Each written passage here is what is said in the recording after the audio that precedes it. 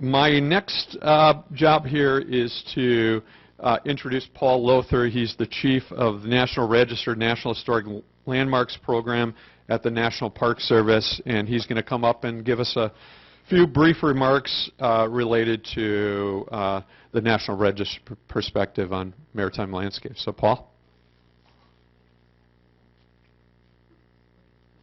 One more thing while he's coming up. We expect the speakers to stay on time today and tomorrow. So pay attention to your time. If you see somebody frantically waving or this, you know your time is up. So then try to, wrap up quickly to make room for the next person. So thank you. I don't like being tied down that much, but everybody can hear me, yes? I am Paul Lowther, and just to give you a little background, before I started this job about 7 years ago, I was the director of culture for the Connecticut Commission on Culture and Tourism. That was an amalgam that was put together from the old Historical Commission, the Arts Commission, and the Office of Tourism. My portfolio included the State Historic Preservation Office, which is what I had come up through. Prior to that, I was involved working with both local and regional nonprofit preservation organizations. So I'm going to try to basically spend most of my time showing you things today.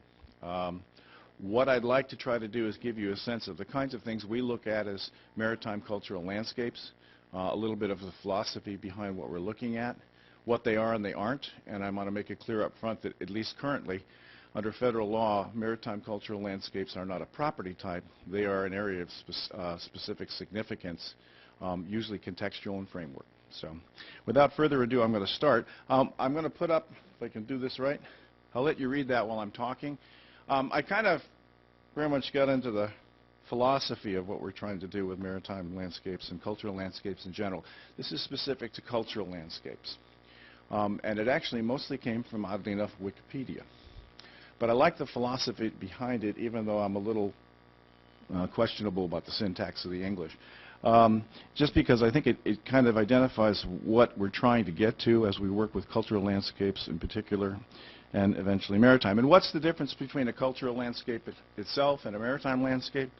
I was putting together a care package for my daughter at the College of Worcester, doing shopping at the giant supermarket, and came across a box of Swiss mix, cocoa mix. And the difference is just add water. That's a simplistic approach, but essentially that's what we're talking about here.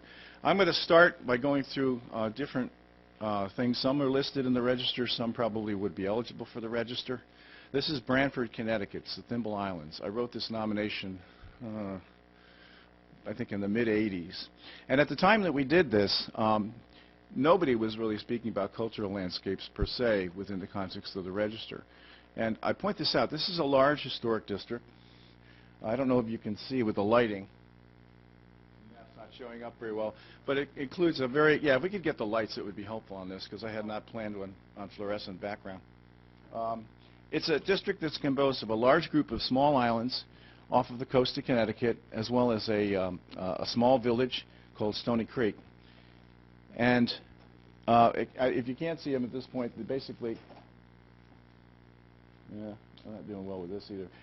It is a small group of islands. I'll give you a better shot. This is looking toward the northeast. It does not include all of the islands, but it includes the bulk of them. And at the top of the screen, you'll see a point of land, and that is actually the village of Stony Creek. This village started out really and developed post-Civil War based on the railroad, and it started its real existence as a core resort community. Not for the very wealthy, but for the sort of upper middling class, mostly coming out of New York and some of the smaller Connecticut cities. Give you a sense of the kind of resources that are on these islands. Clearly, I think that there's no question about the maritime context here, even though it's not a commercial context per se. There are some commercial fishing, but it's mostly a resort community that developed back in the 19th century through the early 20th. Now, I point this slide out not so much for the building, but for, see, if you look at the piers, they're made of a pink granite. Stony Creek is very famous for its pink granite. It was used in the base of the Statue of Liberty as well as buildings throughout the eastern seaboard as construction material. And one of the problems I had when I was doing this district is there are literally hundreds and hundreds of these bulkheads, walls, piers, And trying to enumerate that on a count was very difficult. In fact, I'd probably still be doing it if I tried to do it. So I had a conversation, and again, this is back in 1985, with Beth Savage at the Register, and we talked about, well, they clearly contribute to the overall character of the area, and even if you can't enumerate them, you want to mention that. I think the concept of landscape here comes in very strongly. That's really what we were trying to say, that they are part of the overall maritime cultural landscape of this community, and a very significant part, even if they're not specifically enumerated in a count of contributing structures. That's the quarry they came from, and that too is part of the district. Again, quarry is, I believe, still active in terms of providing pink granite for construction. And the water there is not the ocean. That's just an infill from the hole based on flow of water on the land and for rain. I'm going to move a little bit to the northeast to what we call Cape Cod and the islands in Massachusetts. That's the area outlined in red and filled with yellow. That's Cape Cod itself. Lower left, the islands. You'll see a string of islands. Those are the Cape Elizabeth Islands. You'll see Martha's Vineyard kind of in the lower left of the screen, and Nantucket on the right. In the middle of all of it is Nantucket Sound. Now, this is a huge maritime area. Over the history of the Northeast, it's been commercial. It's been resort. Nantucket, of course, is particularly famous for whaling. But all of these areas have a long established historical tradition, and there are historic properties everywhere. I'm going to start with the Cape itself. This is the port of Hyannis, and this port has a significant historic district that's associated with its downtown and its waterfront. One of the things that's difficult with maritime landscapes is where does the maritime start and where does it end? But for the most part, these communities as a whole, especially the historic areas, clearly do relate directly with the water, even though they're not all resources are not on the waterfront. But one of the issues is how far back do we go? This is actually a little bit further to the west. This is the Kennedy compound, another historic area, not just the Kennedy houses, but others. Again, this is part of the resort characteristic that we find throughout the area, very much maritime related. I think most of you that grew up when I did can remember the pictures of John F. Kennedy not only talking with senior statesmen, but also sailing and fishing and doing maritime recreational activities off this particular property. Martha's Vineyard is another area that started out primarily as fishing, commercial, and farming. Again, how far inland you go before you lose the maritime character visually depends on where you're located. But essentially, it views itself as a maritime community, and all of the historic resources have some kind of relationship with the water that surrounds it, particularly these days with the resort community. That's a shot of Edgartown Harbor. That's one of the older settlement areas. Again, started out commercial, now is predominantly recreational. They have fishing, but it's usually commercial and people going out and doing deep sea fishing off the coast or whale watching. Again, very strong relationships with the built environment with the water itself. That's Menemsha. That's a very small fishing village, still commercially functioning. It's not on the register, ought to be. And again, a very, very direct relationship between water and people and livelihoods. This is a more recreational. This is shot from the campground, which is not far removed from the actual waterfront. Campground on Martha's Vineyard, a Methodist meeting place. The vineyard itself is full of resources like this. And again, I say resort, it was a place that people went even in the 19th century to kind of get away from the world, and in this case to do retreats, initially for religious purposes. Nantucket Island is another one of the islands that's the major ones in the Northeast. Nantucket itself, in its entirety, is a National Historic Landmark. It's probably the largest single National Historic Landmark we have. And again, when it's big enough so when you get inland you can't see the water anymore, but there is always this sense and this aura of its relationship to the sea. Nantucket, of course, was a prime area in terms of whaling in the 19th century. That's how it started out. We later modified the nomination to acknowledge the resort community aspect of this as part of the NHL, because again, it's all water related. That's a shot of the harbor. in Nantucket. It still mixes some commercial with recreational. This is a shot of what are called the 3 bricks, or the Starbuck Houses. These are 3 of the whaling captains' houses, same family, that dominate the southern end of Main Street in Nantucket. Again, related economically, even though it's not directly on the waterfront, but it's clearly part and parcel of the community in terms of its maritime character. And this is just a good shot that I like that shows the sunset in one of the smaller accretions to the downtown area of Nantucket. One of the things we noticed on this particular area, we look at the different historic districts, Nantucket being a landmark, Hyannis, what have you. We got involved in a project called Cape Wind, and Cape Wind was a determination of eligibility. And we looked at the Kennedy compound, we looked at Nantucket, but one of the things that really came to the fore in Cape Wind was the tribes claimed, the Wampanoag tribes claimed that this area, particularly the Sound, was a traditional cultural property. And we had the good fortune to go up and essentially, well, we didn't call it government-to-government consultation. That's what we did, working with both tribes, both the Wampanoags of Gay Head and the Mashpee Wampanoags, which are the surviving branches of federally recognized tribes. We had an opportunity to kind of work with them and learn about the area. And what you see on the map here, just to give you a sense, if you can see the pink area to the right, this is where their cultural hero, Moship, and his wife, Squanet, supposedly came from in the very dim past. When Moship moved, the path is roughly the red line, and the body of water between the Cape Elizabeth Islands, which are the small string above Martha's Vineyard, and Martha's Vineyard itself, tradition holds that that channel was created by Moship dragging his toe through the water. Nantucket itself, in their tradition, was created by Moship. For those of you that don't know the area, it gets very foggy, it gets very misty, and the tradition is that the fog was caused by Moship smoking his pipe, and then one day his pipe burned out, so he turned it over and then created Nantucket as part of this. So all of the little sites you have there that are plotted are sites that relate to the traditional cultural property aspects of this area with the tribes. And what we saw when we mapped it, and again, we're not looking at archaeological sites per se, these are just things that we talked about when we were there. When you look at the map and you start to understand the nature of the resources they're talking about, it became very clear that what the tribe saw was an indigenous cultural landscape with many, many resources that related to their tradition. Many of these resources are not built. They are belief-driven. But as we plotted this, we had an epiphany that that's what we were looking at. Now, Gay Head is a national natural landmark. It's on the southwestern end of Martha's Vineyard.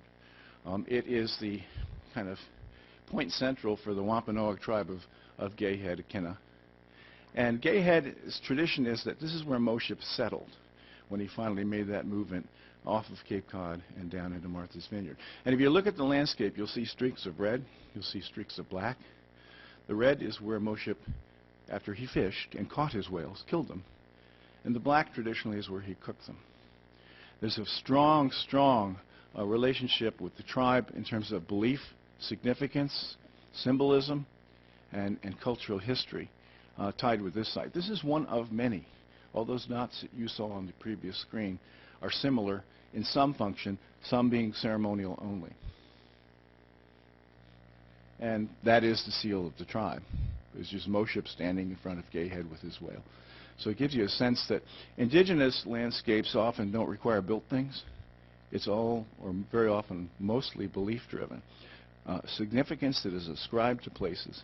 And that's as important to our minds of a type of landscape. Here, it's very maritime. And I'll show you a last slide. One of the great significant aspects of this is Nantucket Sound itself.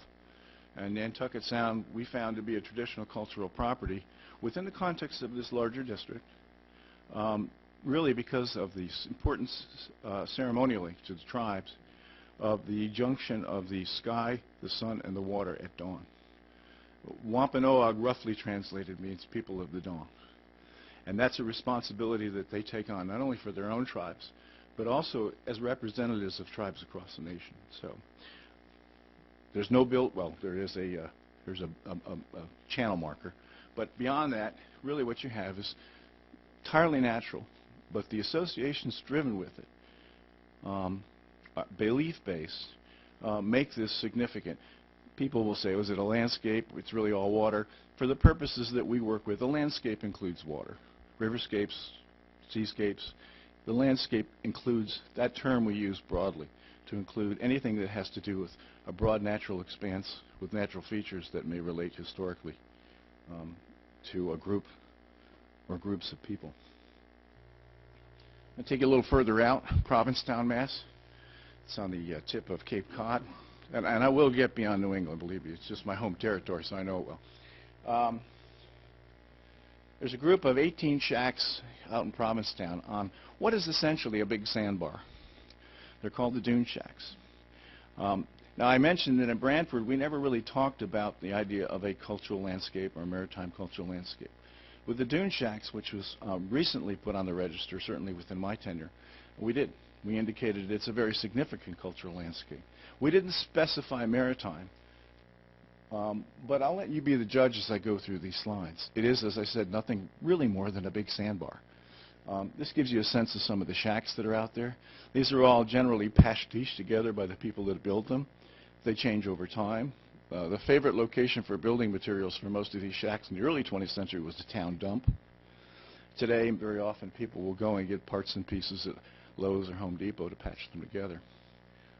They get hauled around sometimes. The landscape, the dunes themselves change with wind, water action, hurricanes. It's a very, very dynamic maritime cultural landscape. Give you a little better shot of kind of looking down the shore towards the northeast. And one of the reasons they get moved around is sometimes this used to happen. Basically, they would, if they didn't move them, the land would move underneath them, and at some point they would lose them. There are only 19 left, and at one time there were far more. And I'm going to come back just once to that slide on the right. When I was doing some research out there working with the park, there's actually a dune shack underneath this one. It got buried by the shifting sands. And rather than try to dig it out, they just figured, well, we'll start again. So as I say, a very dynamic historic cultural landscape. This is a house that used to be on Holland Island. Holland Island in the 19th century and the early 20th had 70 houses, a church, and several other public buildings on it. In about 2009, I was looking with my wife to buy something waterfront. This was for sale, with the caveat you had to move it. And the reason you had to move it is because there's not a whole lot of island left. That's a combination of, again, it's a very dynamic environment, shifting sands, water, storms, what have you. By 2009, this was pretty much what was left of the island. And by 2010, that's about what was left of the island. The house was never designated per se, but certainly as a cultural landscape, I looked at this photograph and I thought to myself, if Andrew Wyeth did paintings of maritime landscapes, this would be one of them. And again, a maritime environment can be very harsh. No. You can probably see why once I had a good look at it. And it wasn't quite that bad when I saw it, but it was clear. And the moving costs, frankly, I couldn't figure out how to get it off this island. And I also wanted to preserve my marriage. This is Kings Point, which is the Merchant Marine Academy on Long Island. And some of you know my avocational interest is naval history, and certainly this falls within the general parameters of that. Most of these institutions, if you start really looking at them, are in fact clearly Coast Guard Academy, Naval Academy. Those in particular, from an institutional standpoint, really it helps to look at them as a maritime landscape. It certainly helps in understanding the integration of these with the maritime environment. And of course, that tends to fall within their mission as well. Not all, when I was reading, start looking into trying to define maritime landscapes, it's usually associated with the sea or with large lakes or with large inland bodies of water.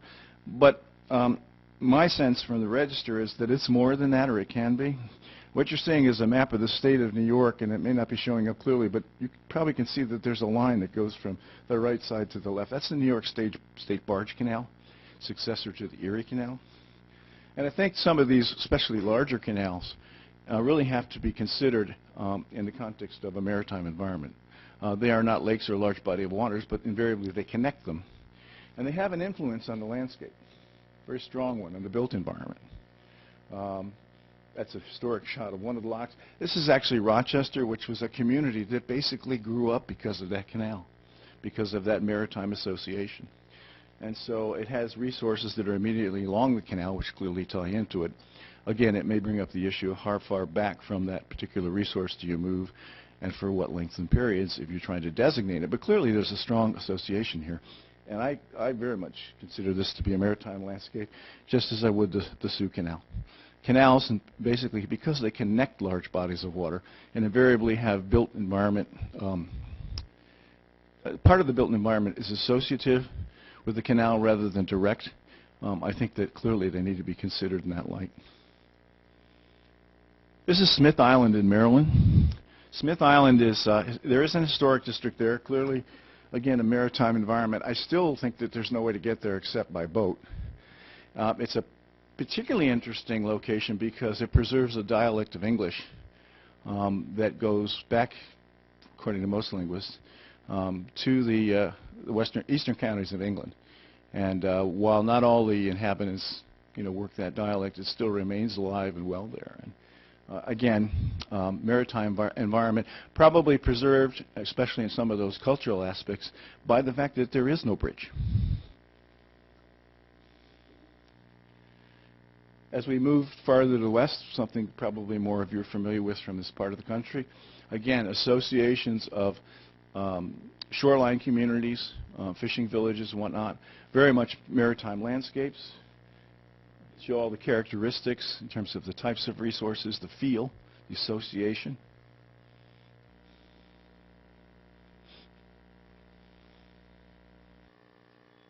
And, of course, what's going on out here in Lake Michigan. I had somebody who I was discussing this proposal with, and they said, well, none of those ships, they don't really have any specific relationship to each other. And I thought about that, and I really came to the conclusion that if you look at most historic districts, a lot of the buildings don't either. They're kind of organic in the way they evolve. And a maritime landscape doesn't have to be something that was created all at one time or in one place. A landscape itself is something that evolves over time. And again, this is, most of you who are out here have probably seen this map, showing some of the resources, the shipwrecks, what have you, that form part of the underwater aspect of this. And just because something's underwater doesn't mean it can't be a landscape, any more than just because something's under snow, it can't be a landscape. Particularly here, because from what I have seen, this is eminently diveable. Certainly, you're going to get a lot better photographs of this than what I'll show you later underwater. But we need to basically consider strongly what our impacts are on the bottom. Nantucket Sound, for example, with the Wampanoags, it's not just the surface of the water. The tribes will tell you they used to live out there. The water came up, land became inundated, they moved back. Pretty logical. Anyway, I put this up here to make it clear that just because there's no direct tie, one resource to the other, doesn't mean that they can't comprise a larger landscape. There's many ways of looking at these districts, multiple properties from our perspective at the register. But the key is that they are tied together by the theme of the water. And my guess is looking at the distribution probably has something to do with shipping routes. That's not my expertise, but that would be something I would think of immediately. There's a listing of the ships from the report, which is a little less than legible at the moment. But again, well documented.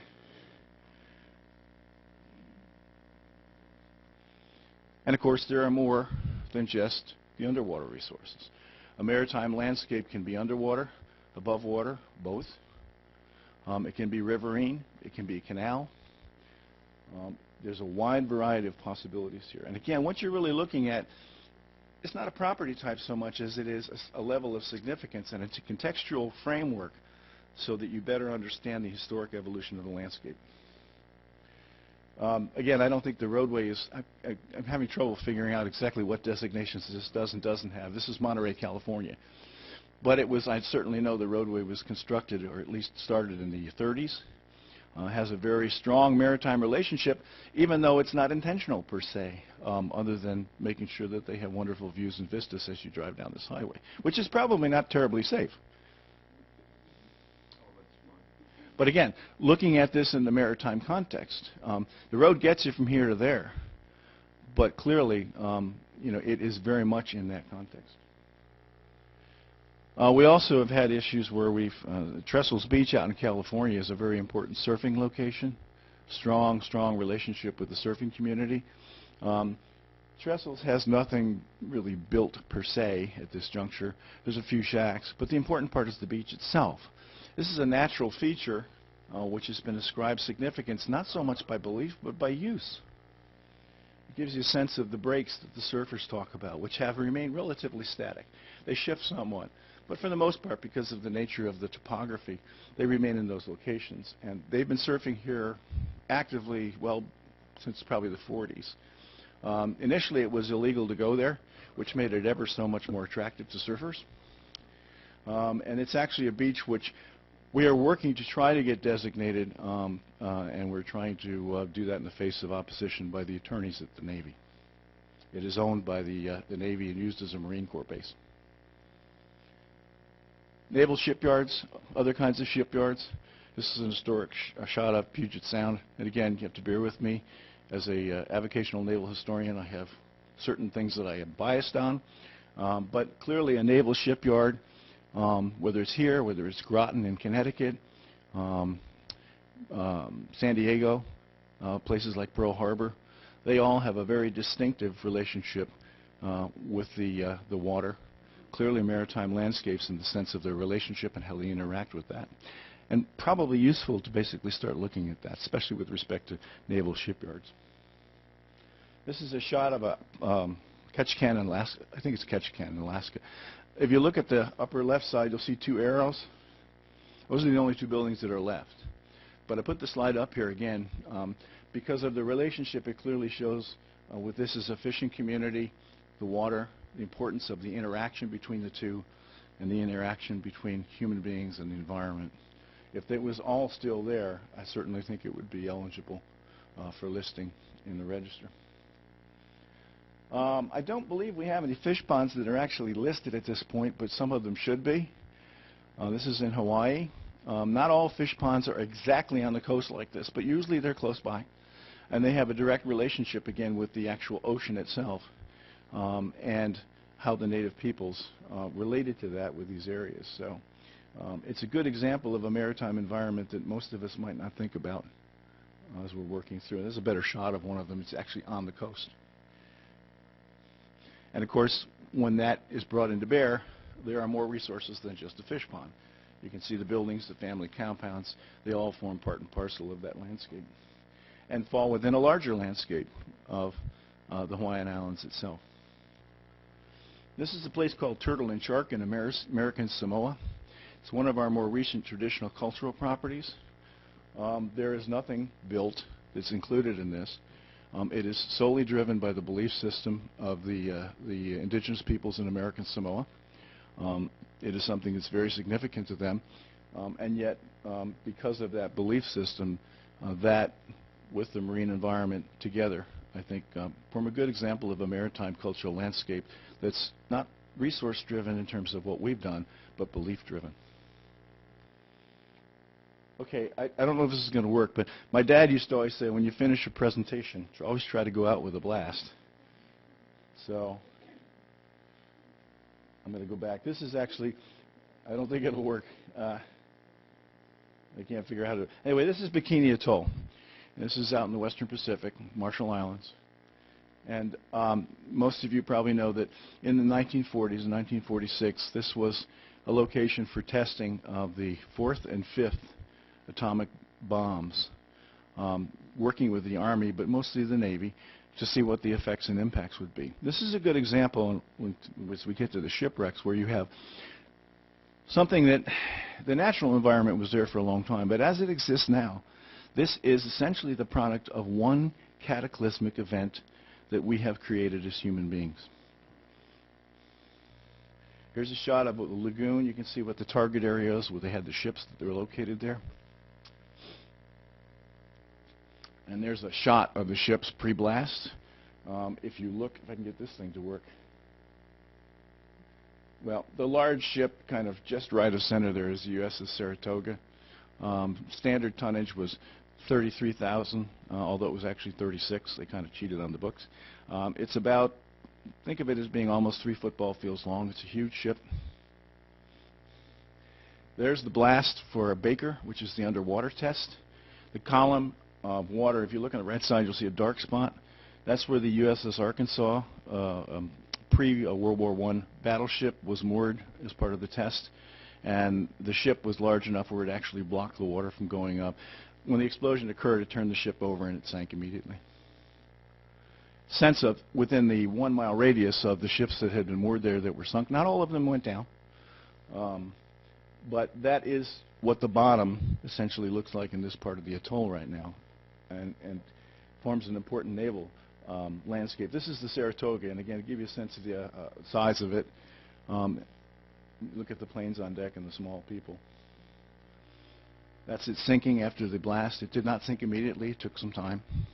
And again, some of these ships had been exposed to the Able test, which was the airburst ahead of time, and suffered damage as well. There's a shot of it on the bottom, so I think you can appreciate how much nicer it is to be diving in Lake Michigan.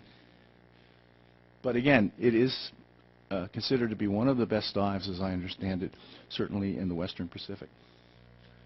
That's what the ship looks like on the bottom today. It is documented. I think if I were diving there, it would bring a whole new meaning to the concept of warm water. This is the Nagato. This is a Japanese battleship built shortly after World War I, which was captured, which was also part of the test. Also on the bottom now. It's a little hard to distinguish which parts of the ship we're looking at, but I believe this is the rudder. It's upside down. And again, at Bikini, it's not just the ships on the bottom that form part of this cultural landscape. There are also buildings that remain on the islands, and of course, flora and fauna. Not all of that was destroyed when the tests were done. The real major impact of the test was within, first and foremost, within a mile of the blast area, and then out to about 3 miles. But today, this is probably the best example of a one-event cultural landscape that demonstrates the interaction of human beings and the environment. Maybe not our best moment, but nonetheless important in that regard. That's not supposed to be there. Sorry about that. Yeah, that was a powerhouse in New York. I was playing with another program. I got it mixed up. But anyway, I would like to thank you all for coming today. We don't necessarily think we have all the answers here, and so I'm looking to hear what you all have to say. We do have some strong feelings about the importance of cultural landscapes and maritime landscapes in particular. And so I'm really looking forward to hearing the follow-on discussions, and thank you all for coming. Yeah, we do have about, well, the enforcer says we have about 7 minutes to go. If you'd like to ask me any questions, I'd be happy to try to address them. Looks like I either did a really good job or a really poor one. Yes, sir.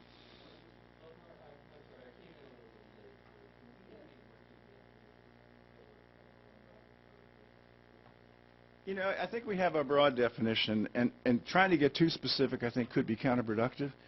I think a cultural landscape is really best defined by talking, in general, by talking about the interface between human activity and the natural environment, the human environment and the natural environment. And if we get too far beyond that, then we start to, bean count. It may be counterproductive at this juncture. I think we need to go through a little more discussions about that. Maritime, to me, as I said, it sounds simplistic, but add water. I think water becomes, where it's a dominant, maybe not the dominant, but a dominant feature and character of the natural environment. I think that's what I would really focus on, is the maritime part. A landscape is a landscape, but a maritime landscape is kind of special because it has certain characteristics. And a maritime landscape can be something that's been done in, post-contact, Or, as I said, with the Wampanoags, it can be pre-contact and indigenous. All varieties, it kind of covers or can cross over a group of different subcategories as well.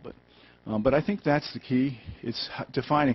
And you could say, well, everything's a cultural landscape, and that's probably true. But there will be cultural landscapes which are more reflective, more significant in terms of how they demonstrate that interaction. A farm is a cultural landscape. Scale's a little smaller. And sometimes larger scales actually can tell us a lot about who we are or who we have been or who we should be down the line. So that's again, we don't propose that we have all the definitions or we wouldn't be here. What we'd like to do is hear and learn from you all as well within that framework. Not everything that's a cultural landscape or a maritime cultural landscape may necessarily be eligible for the register. But if we can start to identify what they are, then we can start to apply register criteria, knowing that the register is not a perfect tool and has limits. So does that help?